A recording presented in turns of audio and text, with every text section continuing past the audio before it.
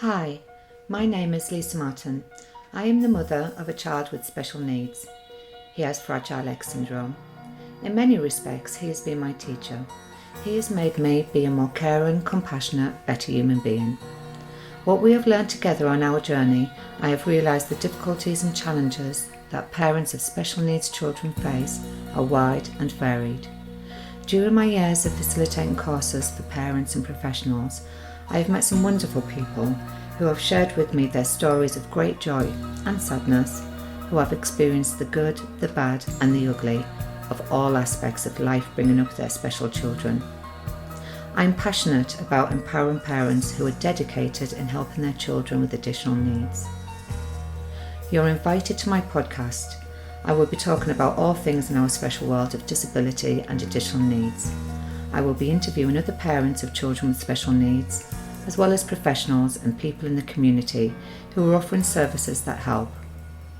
Sometimes these podcasts might touch an emotional nerve and upset you. Other times they might fill you with joy and empower you. I don't mean to make you angry or upset, but we need to get a wider audience listening and talking about disability. Only when this happens, I believe disability won't be feared as it is today.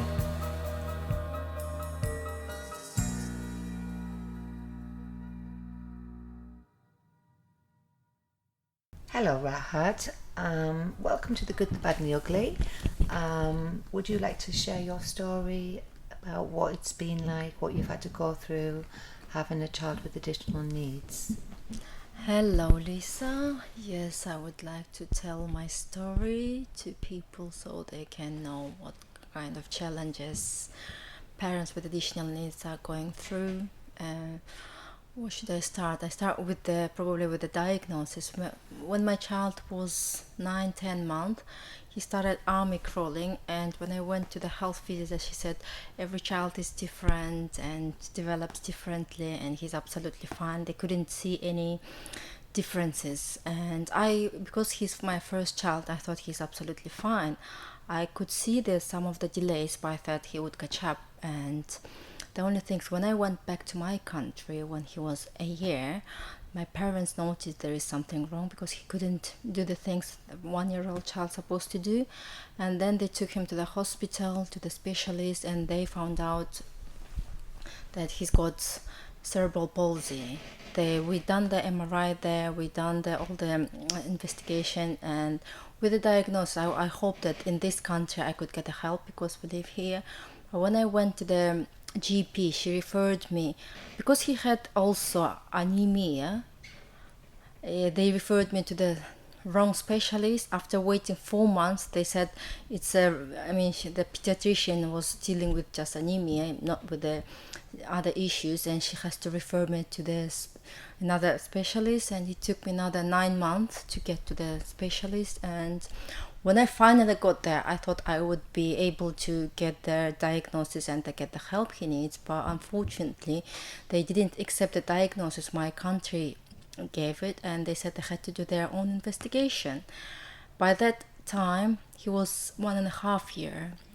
It took them another 1.5 years to give the same diagnosis as my country gave, and it's supposed to be the developed country, and my country, which is Kyrgyzstan, is one of the Central Asian countries.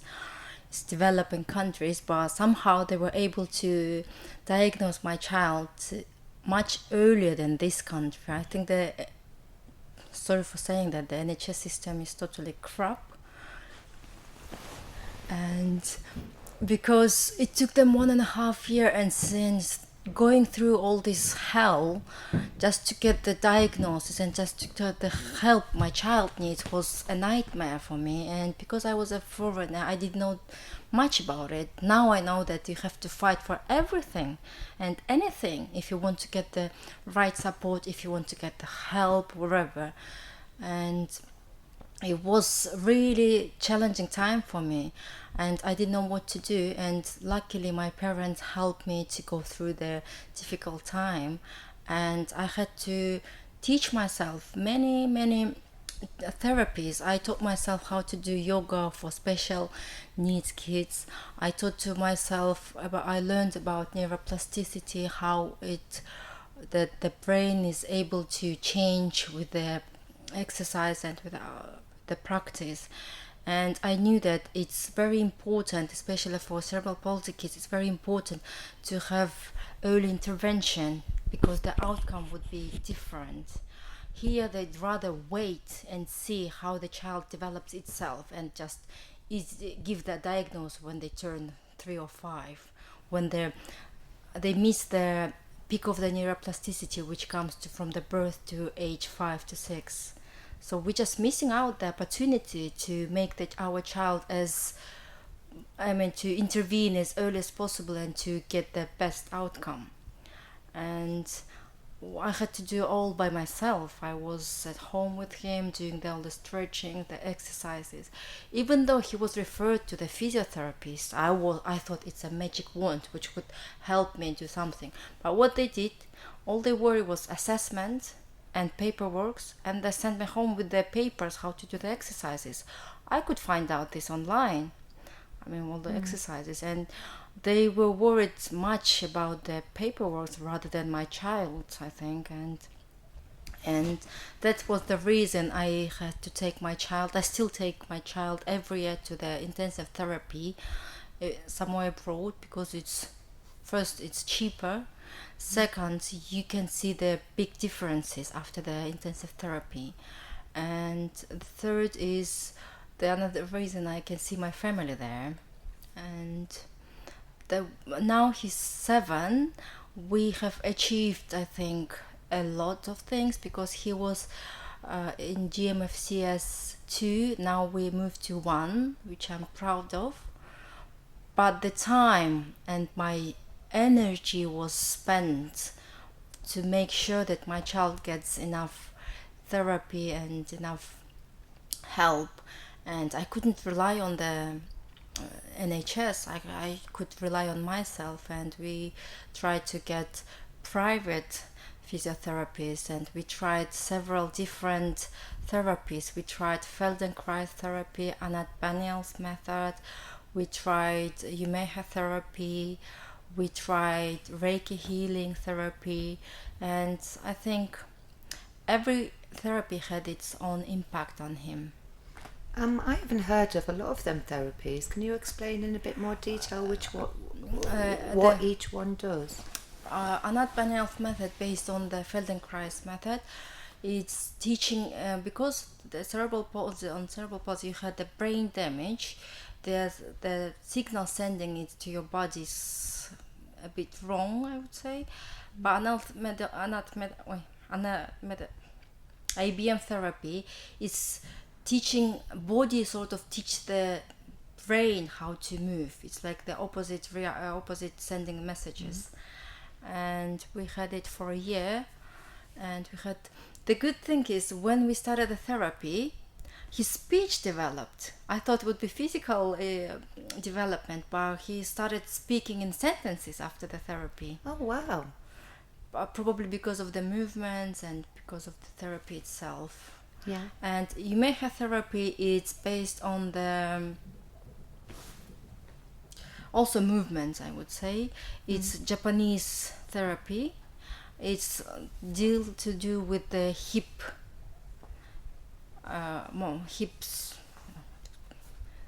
and it's also good therapy because he's got his left side is more affected than right. It's sort of a balancing out the left and right side. Oh, okay. The Reiki is a healing therapy. I am a Reiki 1. Master or level, I don't know how to say. It's sort of, I'm channeling the energy and giving it to him, and the energy itself works on him and try to heal him, I would say. Yes. So could you see differences with all of these therapies? Yes, I can say that. I can see the differences, and as I said, I also take him to the intensive therapy for 3 weeks abroad. Is that not available in the UK? It is available, but it's very costly. I wanted to try the TheraSuit therapy. It would have cost me £2,000 for 2 weeks of therapy, which was fine, I agreed, but I bought my Thera costume in Russia because it was originally created in Russia, but it's called differently, Adeli suit. I asked them to give a therapy but use my costume. But they refused it because it was not insured by them to use another costume, even though they admitted that the costume is more or less the same. TheraSuit is made in America, which is Adeli's in Russia. But the creator was Russian. They just adapted then. Okay. So I had to take him to Russia to have a therapy. And okay, so this is a suit. this is a that suit he he has to wear, and it has straps. You just adjust the straps according to the muscle stiffness, and it helps you to move correctly. And you do a lot of activities. Right. Okay. But I had a good results, but unfortunately it wasn't long lasting. So you have to do that all the time. So I took him when he was 3. I took him to Russia for that therapy because they refused here. And as I said, it cost me, with the flight, with the accommodation, it cost me around 1,000 for 2-week therapy, where here it was 2,000. And I thought I would do here rather than go flying to Russia, but they didn't accept. They didn't want to do with my suit, but because I wanted to have the suit adjusted to him, so I could do the therapy at home. Of course. But they didn't agree. So I had to take him to Russia, and they did adjust it because the straps should be adjusted to his needs. And because as he's getting older, I suppose it has to be adjusted every so with him growing. I could use it. I used it for a year, but then he outgrown of the suit. Right. And then we tried. We're always looking for the new therapies. Hopefully, this year we want to try Maya's therapy. I don't know much about that, but as I said, I was speaking with some parent on the phone, and she advised me to try Maya's therapy. Oh, I haven't heard of that either. What does that entail? I haven't searched about it. I've contacted. I asked them to send me more information about it, and it's available in London, and I don't need to travel around the world to get the therapy. Yeah. And the approach is different abroad, I would say. In what ways? I love here because the way they talk to kids. For example, in my country, probably they would consider it as a cruel, but the stretching they do, it's much more lasting than here. Okay. Because they do it slightly harder, I would say, and kids can cry. But the effect is much better. Right. Here, I think they don't want kids to be upset, and they don't do it as hard. Oh wow, that's a difficult one, isn't it? It is a difficult one, especially when you have stiffness. It has to be stretched. Yeah. The muscle has to be stretched, and certain. I mean, we use different even oils here. Some of the parents use it because I'm on the forum of Mild Cerebral Palsy forum on Facebook, and we share information and advices. But it's not. I mean, the physiotherapists on NHS, they don't say that, to be honest. You ask them questions, and they're trying to be helpful, but they say because of the funding, they can't give you much appointments. And he's seen by the therapist once in a while. I would say once in 2 months, sometimes once in 1 month. Yeah. And that's not enough, is it? That's really? not enough at all. And they just give a handout what to do at home. Obviously we do it, but with the specialists I think it's different. As a parent, sometimes a child doesn't want to do with you.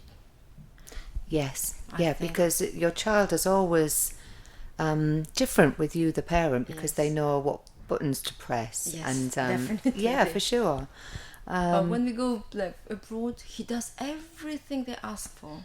Right. With me, oh my goodness, we have to make games. Sometimes we have to be hard on him to do the stretching, otherwise he won't do that. Even today he stayed in the toilet for 20 minutes just to say that he's got the tummy ache, whatever, not to do the stretching. And we had He's this avoiding. avoidant 5 minutes behaviour. to do the stretching, and I don't know what to do sometimes. Yeah. So I'm taking him to intensive therapy again this year, hoping Okay. that he would get good outcome from that. Oh, good. Good luck with that. Thank So you. how long did it take you to get his diagnosis in your country? Wow. We went in July, but I stayed there a bit longer. September, so 2 months. Wow, that's amazing. So talk me through that. What did you do? Did you go to a GP first? And First, because of my parents are doctors themselves, and it was easier for Okay. me to access all the system, because I'm living here. I don't have access. And first we went to the pediatrician. She referred to the neurology, and he seen some differences. He referred us to do the MRI. After MRI, they did an assessment, and it took us 2 months in total to get this diagnosis. wow. But I was so happy that at the beginning I was grieving and crying, but I was so happy that to find out what was wrong with my child. I thought, once you know what's wrong with your child, you can have help and you can help your child. But I came here, I was so happy. I went to the GP and explained everything, and I said that's the MRI results, everything, but they didn't accept it somehow. They said they had to do their own investigation. That's good. That sounds crazy. I wonder why they wouldn't accept it. They must have their reasons. I But have no when you're idea. the parent and you just want to get your child some support, Yeah, that's they said very they- frustrating. Yeah, it is very frustrating. And because I was new here, I came in 2010 and my child was born in 2012. So it happened like 3 years after living here, and I thought they're gonna help me anyway, but I was waiting for too long. I didn't know what to do. And even though when he was referred to the child development center, but somehow my referral gone missing. I had to call them again. Now I had to call to my pediatrician, and she had to call them again and to refer him again, and it took them 9 months. Wow. And I don't know, somehow my referral gone to another department and they didn't send them back. I don't know, wherever. So there was incompetence. Incompetence, yeah. And I told them that why didn't they accept that diagnosis? They said, oh, it can be wrong. They don't diagnose here. Usually, unless it's very severe, they don't diagnose it until child reach age of 3 or 5. Wow. Oh. That I'm was gl- another reason. So how long did it take in this country to Oh. to get the To get from the start 2nd to of the? June 2015. So how long was that then? It was after I told them it was September 2013. It's like 2 years. Wow. Because of the waiting time, because of they missed my referral, and because first time my GP sent to the different specialist, and she had to refer to another specialist, and it took them another 2 years. So in your country it took 2 months, Yes, it took 2 months. and in the UK it took 2 years. Yes. Wow. And we're supposed to be the developed country. That's what I'm saying. My parents always laughing at the system, because they said we always thought that England is the developed country, and so the technology is so advanced, so they could diagnose anything and everything like in time and in advance. But apparently it's the opposite. Even though we don't have much advanced technology, somehow our doctors are able to diagnose much earlier than the doctors in this country. Why do you think that is? Do you think it's all the paperwork and the bureaucracy? I think it's bureaucracy and the paperwork, because you are not able to see the specialist on time. I think everyone faces that. If you are referred, even myself, I fainted like a few months ago, and they referred me to neurology department, but they gave me an appointment for October, which is since March. How many months? Like 6 months, yeah. Well, I went back to my country and I did all the MRI tests and everything, and luckily everything was fine. But what if something was wrong? Yeah. That's really worrying, isn't it? Yes. I think I'm lucky to have the doctor parents, and I can easily go back and have all the checkups. Yeah. But if you don't have this luxury, Yeah. you might end up, It is very scary. I mean, our NHS system is absolutely fabulous, but it's undercut, isn't it? it is undercut. I think it's the main reason. It's breaking at the moment, isn't it? We need more money putting into it. We definitely need more money. Yeah, and at the moment with the government, they're talking about privatising it, and nobody wants that, because then, is there like a class war that people who can afford it can live? Sometimes, I mean, I'm being dramatic, but and then people who can't afford it, what's going to happen to them? Yeah, it's true.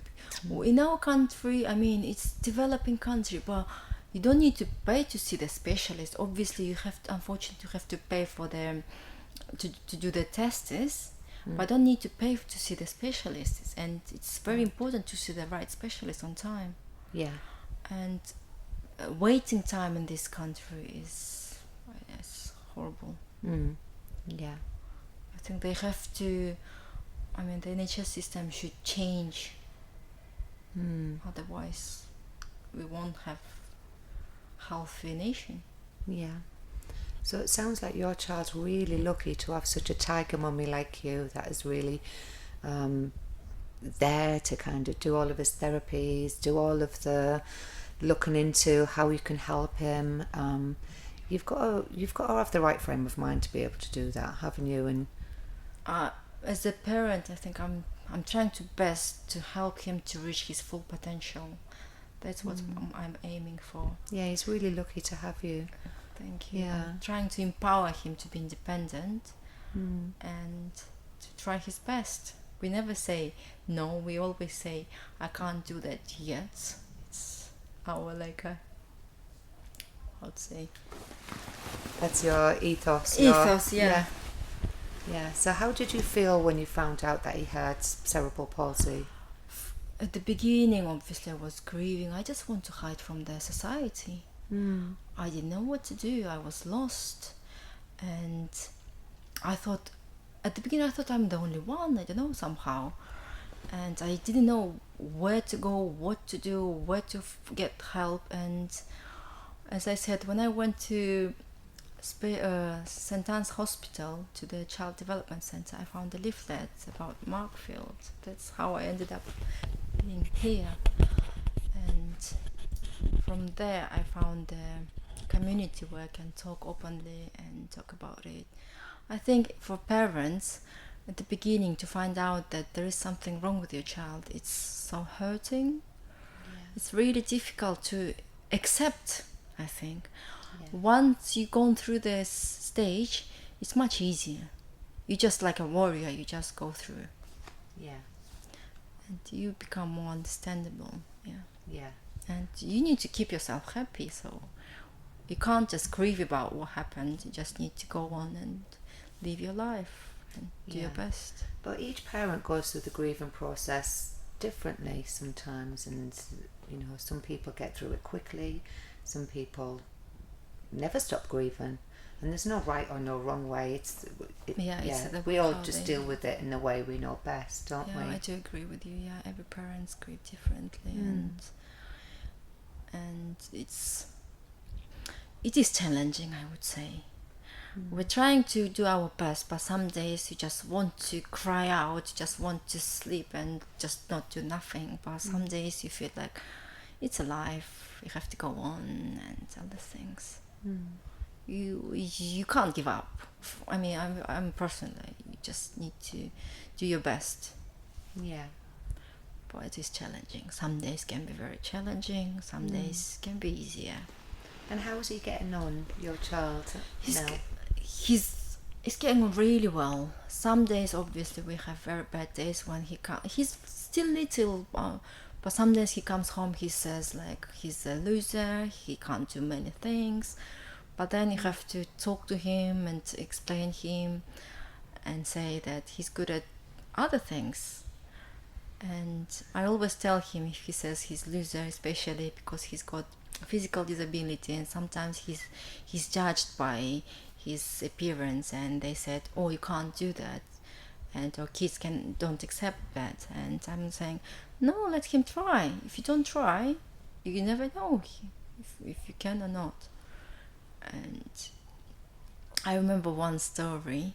He was so down, he didn't want to go up. We've got stairs at home, but he was lying on the ground and saying he didn't want to go up. And he said he's the loser, he doesn't know what to do, he always lose everything, like games.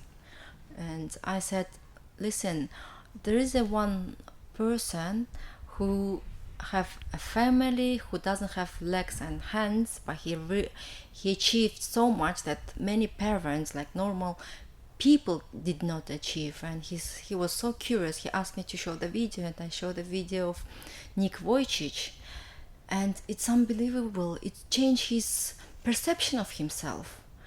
From that day, every time when he's down, he's like, can I see the Nick Vujicic? And he sees this video, he's like, if Nick Vujicic can achieve, why can't I? I've got 2 legs and 2 hands, and I can do that. And it's empowered him. I was so impressed how simple things can change your child's mind. It's not only child's, probably maybe an adult's mind too. But I think that was like changing point to him. Since then, I haven't seen him being so down.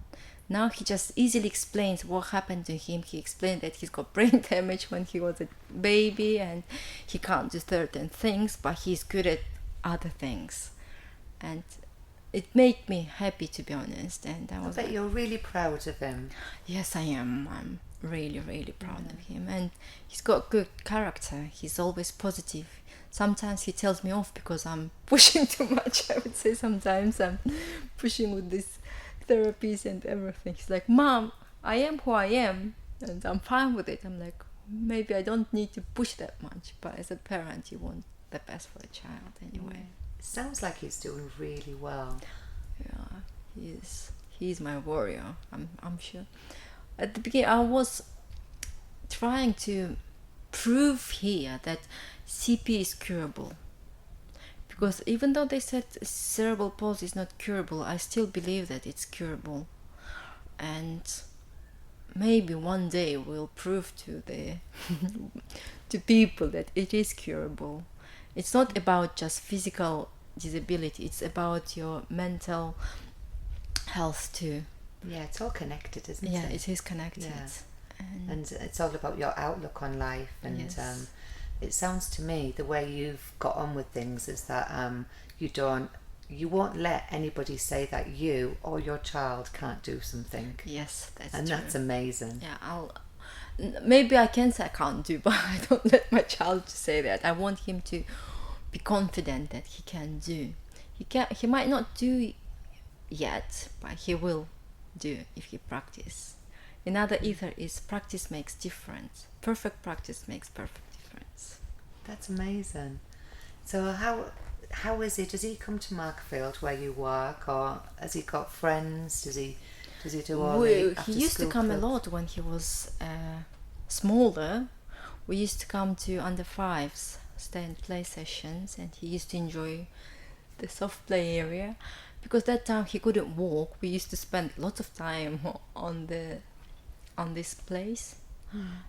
But then he's got friends. He's got lots of friends, and I make sure that he's involved in this in schools, and I take him to the dancing, and he's trying to build his confidence. He can. When we went to my country, I told him that if he tries to sing in front of people, it makes him more confident, and he did. He sang my traditional song in front of like around 500 people. Oh wow! But yeah, it made big difference. Now on the 19th, they had an audition, and he wanted to perform the same song, and he was fine with it. That's amazing. He's like, I want to do that. I said, fair enough, go for it. That's Good for him. That sounds wonderful. Yeah, we're trying. I don't know, maybe I'm doing sometimes something wrong or something good or bad, but I'm trying my best.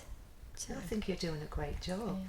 But I think being a parent of a child with additional needs, I think quite often we have the guilt rising to the top again. and we always feel like we can always do better.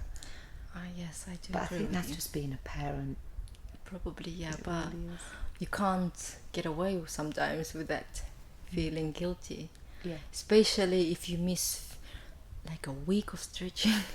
For me personally, Yeah. sometimes I can't do the stretching because he wakes up late or something happens or he goes to bed late or whatever reasons, and Life gets in the way sometimes, yes, and doesn't you it? feel guilty, and the next week you're trying to catch up, but your child just refuses to do that, and all these things, and Yeah. I think you've got to give yourself a break sometimes as well. yes, But I do understand, because I'm the same, because I massage my child daily, and life gets in the way, and quite often a week goes by and I haven't massaged, and then that affects his behaviour, and then that's got a knock-on effect. I think being a parent of a child with additional needs, we've just got to be a lot more vigilant, a lot more on the ball, a lot more trying to stick to a routine, and sometimes it doesn't work out, and sometimes it does. Yeah, it's really difficult, I would say, especially with the routine, with keeping up with the routine, because we've got our own feelings. Sometimes, some days we feel great, some days we feel down, and it affects us as well. Yeah, and sometimes we're ill. Yeah, sometimes well. we're real. It's true. Yeah. Is there anything else you'd like to add, Rakhat? I think that's it, pretty much. Thank you so much for sharing your story. It sounds like your child is really lucky to have a tiger mummy like you. I'm lucky to have him too, because he taught me a lot of things too. He changed my vision completely. Yeah. Brilliant. Thank you very much. Thank you. Thank you for taking the time to join me today. To find out more about what I do, visit www.specialworldtraining.com and follow us on our Facebook page, Special World Training, Instagram and LinkedIn. I believe knowledge is power and strength is in numbers. And if more people get involved in our special world, we can all make our world a better place. Join me next week for more amazing stories from the good, the bad and the ugly.